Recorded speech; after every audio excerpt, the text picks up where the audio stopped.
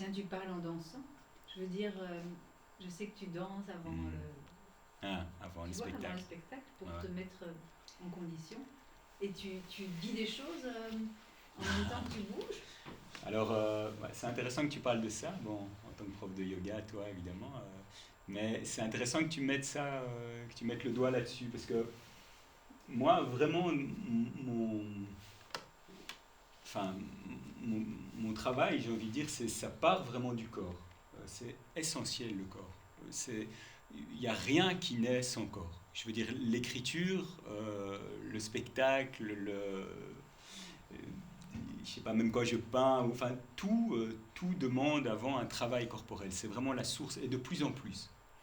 Vraiment, c'est vraiment, euh, c'est quand même un truc, je veux dire, le corps est quand même le grand oublié de notre civilisation, qu'on le veuille ou non. Enfin, je veux dire, j'ai l'impression que parfois on ne mesure pas ça, mais quand même, c'est quand même 2000 ans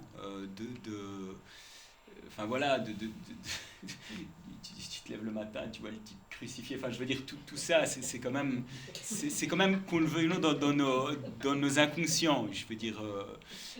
Non, mais avec tout le respect que j'ai pour le cœur, hein, le cœur des religions, vraiment, mais quand même, ce truc dans la société judéo-chrétienne, et qu'on le veuille ou non, on baigne dedans, euh, voilà, et donc la danse, si tu veux, moi je trouve que réapprendre à danser, par exemple, même en coupant ses courgettes, ou enfin, voilà, alors moi, la danse, c'est vraiment, bon, voilà, j'ai beaucoup approfondi, beaucoup de disciplines de danse et tout ça, donc il y a toute une technique, il y a tout ça. Mais il y a aussi, au-delà de la technique, juste danser pour ouvrir le corps. Et c'est vraiment, enfin, moi j'ai fait des expériences comme ça, étonnantes, je veux dire, dans, que ce soit dans l'écriture, que ce soit dans la peinture, tu disposes ta toile, tu danses pendant une demi-heure, tu viens à ta toile,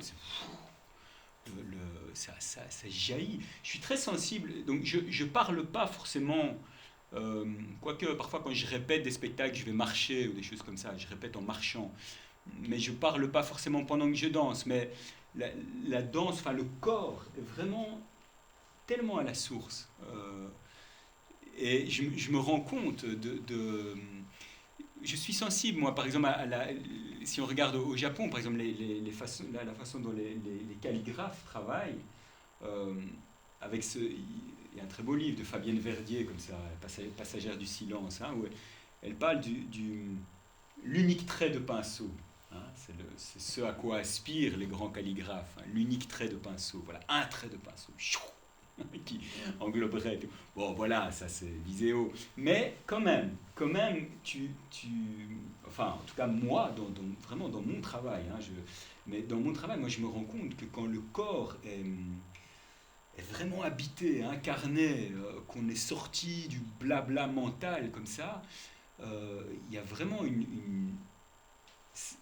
la parole jaillit d'une source, d'une source, quoi. Je fais ça parce qu'il y a le ventre, quoi. C'est quand même, enfin, je veux dire, dans tout le théâtre, le massage, tout même, je veux dire, quand même le ventre, les Chinois appellent ça l'océan de vie, quoi. C'est quand même vraiment, moi, enfin voilà, c'est une grande question, mais je me suis un peu penché là-dessus quand j'ai fait mon mémoire à l'INIF. Je me suis un peu penché là-dessus parce que j'ai travaillé sur le conte de Merlin à l'époque. Et je me suis retrouvé à explorer un peu du côté de l'Irlande et tout ça. Et je me suis dit, est-ce qu'il y a des endroits où on a, dans notre culture, cultivé le corps? Enfin, je veux dire, on se met à genoux, mais au bout d'un moment, tu as mal aux genoux. Bon, voilà, c'est bien, c'est une attitude d'humilité. Euh, c'est bien, mais enfin voilà, il y a vraiment, donc danser, oui, beaucoup, beaucoup, beaucoup, beaucoup. Mais est-ce que tu parles Est-ce parfois que je en parle? dansant ou des sons qui viennent ou, tu vois. Je fais parfois des trucs un peu, des borbos, ce qui me vient, tu vois, j'utilise la voix de façon un peu comme le clown pourrait utiliser la voix, ou une espèce de borborigme primitif, ou tu vois, c'est plus pour envoyer des sons, j'ai envie de dire. C'est comme la parole d'avant la parole. Mais peut-être on pourrait dire ça, la parole d'avant la parole, la danse. Ce truc de...